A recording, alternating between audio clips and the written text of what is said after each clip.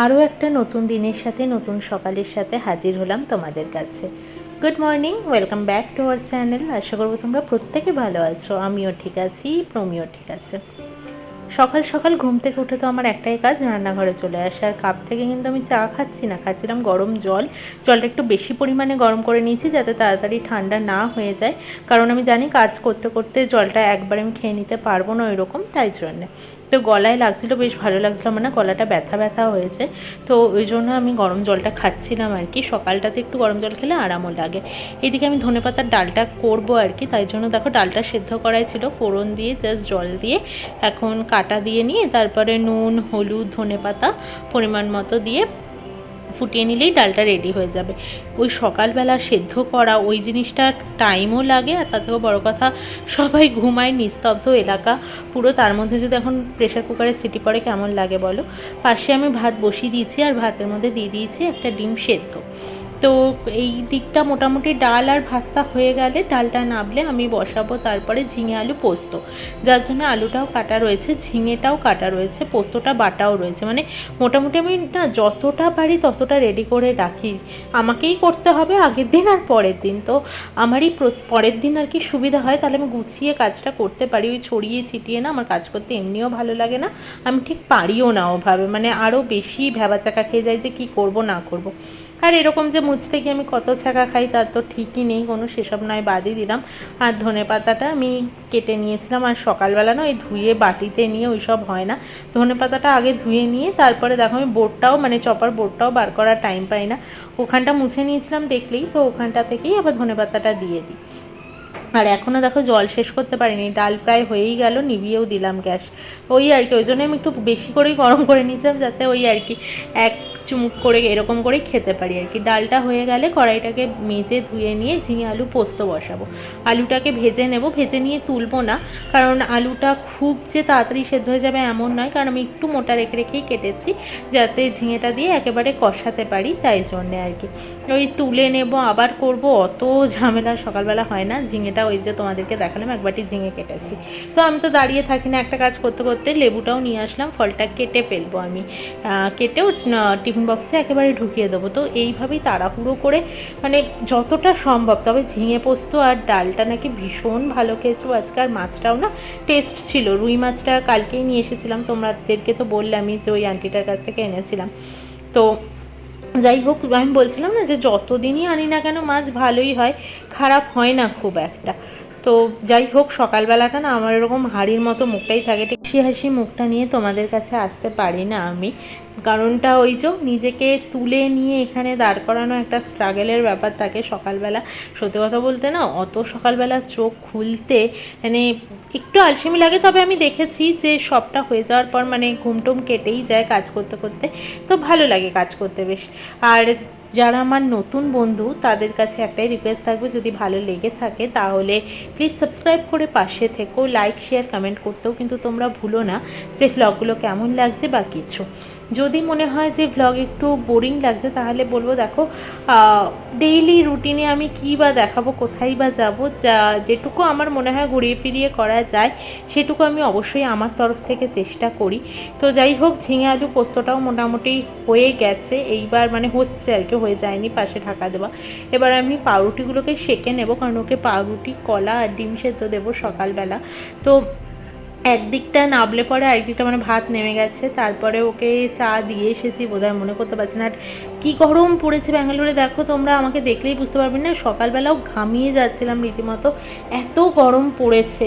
আমি বুঝতে পারছি না যে ব্যাঙ্গালোর কেন, কলকাতায় শুনছি বৃষ্টি হচ্ছে, এদিকে বৃষ্টি হয়েওছে এর মধ্যে, কিন্তু আমাদের ব্যাঙ্গালোরের অবস্থাটা দেখো, মানে কলকাতা ব্যাঙ্গালোর হয়ে যাচ্ছে আর ব্যাঙ্গালোর কলকাতা হয়ে যাচ্ছে। ঝিঙে আলু পোস্তটা রেডি হয়েই গেছে দেখো, ঠিক এইরকমই আমি শুকনো শুকনো নামিয়েছিলাম, বেশি তেল দিইনি যে তেল বেরোবে, তো কাঁচা তেল একটু ওপর দিয়ে দেবো। আর মাছও ভাজা হয়ে গেছে, তো চলো ওকে এবার সবটা রেডি করে দিই। এবার প্রমি এই জাস্ট বেরোলো, এখন বাজে 6:33, ফেরার মানে নিচে নামার সময় কারেন্ট চলে গেছিলো, তাই জন্য আমরা সিঁড়ি দিয়েই নামলাম। আর তারপর হয়ে গেল লো ভোল্টেজ, আমি তো বললাম ওকে সিঁড়ি দিয়ে উঠতে হবে, দেখছি এখন লিফটটা কাজ করছে, বাট 5-এ আটকে রেখেছে কেউ একটা, আমার মনে হয় ওয়াচম্যান, সব লাইট নেভাতে উঠেছিল, তো তো সে এখন বোধহয় আবার নামছে, তাই জন্য সেও দেখছিলাম সিঁড়ি দিয়ে উঠে উঠে গেল আমরা যখন নামছিলাম তখন। তো যাই এবার ঘরে। আজকে কিন্তু ঘরঝাট ঘর মোছা সমস্তটা হয়ে গেছে। তো ঝিঙে আলু পোস্তটা হতে টাইম লেগেছে, তারপর মাছ হতে টাইম লাগলো, তো ততক্ষণ আমার হয়ে গেছে। আমি তো বলছিলাম যে আজকে থেকে হাঁটতে বেরোবো সকালে, কিন্তু প্রমি না করলো। গলাটা ব্যথা ব্যথা করছিল সকালেই, যেটা বলছিলাম। তো গলা ব্যথা করছে বলে প্রমি বললো যে এরকম ওয়েদারে তুমি আর বেরিও না। তো ঠিকই বলেছে, একদিকে মানে ওয়েদারটা ভীষণই ঠান্ডা লাগছে, হাওয়া দিচ্ছে, আবার গরমও লাগছে, মানে এরকম একটা বিচ্ছিরি ওয়েদার। রোদটা কি লেভেলের উঠেছে সেটা তো দেখতেই পাচ্ছ। এখন বাজে 8টা 8, 8:45টার দিকে এলো ডাস্টবিনের গাড়ি। আমি আজকে ওয়েটটা ফেলে দিয়ে আসলাম, আর এইখানে তোমাদেরকে দেখাই, পুরো গাছ জুড়ে 7খানা ফুল ফুটেছে। এত সুন্দর গন্ধ হচ্ছে। দেখো এখানে 2খানা ফুটেছে, এইখানে 2খানা ফুটেছে, এখানে একটা, এখানে একটা, আর ফাইনালি এখানে একটা। পুরো গাছটা জুড়ে 7খানা ফুল ফুটে রয়েছে। ভীষণ ভালো লাগছে দেখতে। আর রোজটাকে তো অসাধারণ। আর এখন রোদ পড়েছে তো দেখতে আরো বেশি ভালো লাগছে। একটু বাদে 9টা 9:30টার দিকে আমার ব্রেকফাস্টটা বানাবো।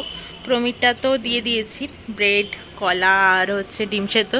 যখন ব্রেড দেওয়া হয় না, তখন এই টিফিনটা 2 দিন ধরে দেওয়া হয়, কারণ আমি চাই ব্রেডের প্যাকেটটা পরপর 2 দিনে খেয়ে শেষ করে দিতে। তো তাই জন্যে। তো চলো এবার ঘরে যাই। এখন বাজে দুপুর 1:45। ভাবলাম যে ব্লগটা শেষ করবো এবার কিছু কথা তোমাদের সাথে শেয়ার করে, কারণ আজকে সকাল থেকে ব্লগটা শুরু করেছি। সকালে আমি কিভাবে কি সামলাচ্ছি না সামলাচ্ছি সেটা তোমাদের সাথে শেয়ার করেছি। তখন এই হাসি হাসি মুখটা থাকে না, তখন ওরকম গম্ভীর একটা আলুর মতো মুখ নিয়ে গিয়ে শুরু করি। নিজেকে নিজে টেনে তুলে নিয়ে গিয়ে ওখানে দাঁড় করাই, তো ওটা বিশাল বড় একটা টাস্ক থাকে। যাই হোক, তোমাদের সাথে একটা আনন্দের খবর ভাগ করে নিই। আমি আর প্রমি ফানি রিলস বানাই ফেসবুকে। ওর ফেসবুক প্রোফাইল প্রমিতেশ চৌধুরীতে আমরা আপলোড করি। এটা আমি এর আগেও বলেছিলাম ভিডিওতে একবার। তো সেইখানে রবিবারের আগে, মানে এই রবিবারের 3-4 দিন আগে, আরো 4-5 দিন আগে একটা রিলস অবশ্যই ছেড়েছিলাম। তো সেইখানে ভিউজ আসে 2 লাখ। রবিবার আমরা খেয়াল করি 2 লাখ ভিউজ এসছে। তো এইটা দেখে তো আমরা ভীষণ খুশি। 2 লাখ ভিউজ এসছে, আর কিছু তো শেয়ার অবশ্যই হয়েছে, অনেক বেশি শেয়ার হয়েছে, তার জন্য আমরা ভীষণ বেশি আপ্লুত। তো যাই হোক, এরকম চলছিল, চলতে চলতে হঠাৎই সেই ভিডিও 1M ক্রস করে। তারপর সেটা এখন 18 থেকে 19 লাখে গিয়ে সেই ভিউজ দাঁড়িয়েছে। 19ই মনে হয় লাস্ট যা দেখলাম, 18ও হতে পারে, আমি একটু ভুলও হতে পারি। হ্যাঁ, আমি লাস্ট আর খেয়াল করিনি। তো সেটা 550-এর ওপরে বোধহয় শেয়ার হয়েছে, তার বেশিই হয়েছে বোধহয়। তো অত তো সম্ভব না দেখা। আর এই করতে করতে প্রমিরও ফলোয়ার সংখ্যা, মানে ফ্যামিলির সংখ্যা গিয়ে 5,000-এর বেশি দাঁড়িয়েছে। তো এইসব মোটামুটি চলছিল। আমরাও বেশ হাসি ঠাট্টা মজাতেই ছিলাম, আনন্দও হচ্ছিল। হ্যাঁ চলো ঠিক আছে। আর কিছু কিছু 14,000, 78,000 এইরকম আছে ভিউজ। আর তো 1,000 এরকম, 2,000 এইরকম রয়েছে। তো এগুলো নর্মাল ভিউজ নিচ্ছিলাম আমরা, কিন্তু যেটা 14,000 গেছে, 78,000, সেগুলো নর্মাল নয়, সেগুলো আমাদের কাছে অনেকখানি পাওয়া। যাই হোক, এরকম হতে হতে একটা প্রচুর কমেন্টও আসছিল, মেনশন হচ্ছিল অনেককে। তো হঠাৎই দেখছি আমরা একটা কমেন্ট এলো, প্রমি যে খুড়তো বোন, কাকার মেয়ে, তো ওর কোনো বান্ধবী ওকে ট্যাগ করে দিয়ে, তার মেনশন করে দিয়ে লিখেছে, এই এটা দাদামণি না, মানে বোন না, প্রমিকে দাদামণি ডাকে, তাই জন্য লিখেছে এটা দাদামণি না। বোন আবার এসে রিপ্লাই দিয়েছে, হ্যাঁ এটা দাদামণি। এই তো একটা গেল। এটার পর থেকে প্রমি বলছিল যে আমার নিজেকে সেলিব্রিটি বলে মনে হচ্ছে, মজার চলে হাসতে হাসতে বলছিল। যাই হোক গেল। আজকে আবার অনুরূপা নামটা তোমরা প্রথম শুনছো কিনা জানি না, ও আমার পাশের ঘরেই থাকতো। কলকাতা কগনিজেন্ট থেকে স্নেহাশিস তার প্রমিতা বলছি, প্রমিতেশের আলাপ, স্নেহাশিস তার প্রমির আলাপ। তো না, অনুরূপা স্নেহাশিস তার ওয়াইফ, সেই সূত্রে আমারও বন্ধু। তো এরকম যাই হোক, ও আমাকে মেসেজ করেছে, করে আমাকে বলছে যে দেখ আমারই বন্ধু শেয়ার করেছে ফেসবুকে প্রমিতেশদার এই সেটা রিলসটা। তো আমিও দেখে না হাসছি, মানে ও খুব আনন্দের সাথে আমাকে ওটা পাঠিয়েছে যে ওর বন্ধু শেয়ার করেছে ওরকম। তো সেটা দেখে ও হয়তো একটু থমকে গেছিলো আর কি, যে হঠাৎ করে এরকম চলে এসছে। তো ওই জন্য ও আমাকে পাঠিয়েছে, তাই আমরা হাসাহাসি করছিলাম একটু, যে অনুরূপাও বলছে প্রবিতেশদার এবার সেলিব্রিটি সেলিব্রিটি ফিল হবে, মানে আমরা সবাই না খুব মজার ছলে আছি ব্যাপারটাকে নিয়ে আসলে। আর আমরা প্রত্যেকেই তো ভিডিও বানাচ্ছি আজকাল, ছোটোখাটো এরকমভাবে তো আমরা করছি, আমাদের ভালো লাগা এটা একটা বলতে পারো। এটা কোনো প্রফেশনালি হতে হবে বা কিছু এরকম কোনো ব্যাপার নেই, প্রফেশন হিসেবেই নিয়ে আমরা কাজ করছি এটাও কোনো ব্যাপার নয়, মজার ছলে করে যাচ্ছি এই আর কি। ভালো লাগলে মানুষ পাশে দাঁড়াচ্ছে, এরকম নিতে হবে এভাবেই আর কি। খুব যে প্রফেশনই করতে হবে আমাকে এরকম ভাবনা চিন্তা থাকলে না কাজ করা খুব টাফ হয়ে যায়। তো যাই হোক, এই ক্ষেত্রেও বলি যে অনুরূপা মানে একটা ওর যে ফেসবুক প্রোফাইল আছে ওখানে ও রান্নার ভিডিও ছাড়ে, পেজ আর কি। তো অনুরূপা দেব মল্লিক, সেখানে তোমরা দেখতে পারো, ও না রান্নার ভিডিও ছাড়ে আর খুব ছোট ছোট ইসেতে ছাড়ে, পার্টে ছাড়ে, ভীষণ ভালো লাগে দেখতে আর কি।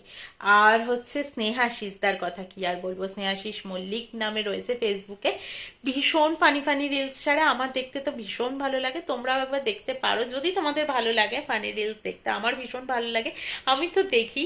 তাই জন্য প্রমিও যখন বলছিল যে আমি কিছু একটা ভিডিও বানাবো, তখন আমিও ওকে বলি তুমিও ফানি রিলস বানাও, আমার দেখতে ভীষণ ভালো লাগে। দেখবে যেটা ভালো লাগে সেটা মন থেকে করতেও ইচ্ছে করে এই আর কি।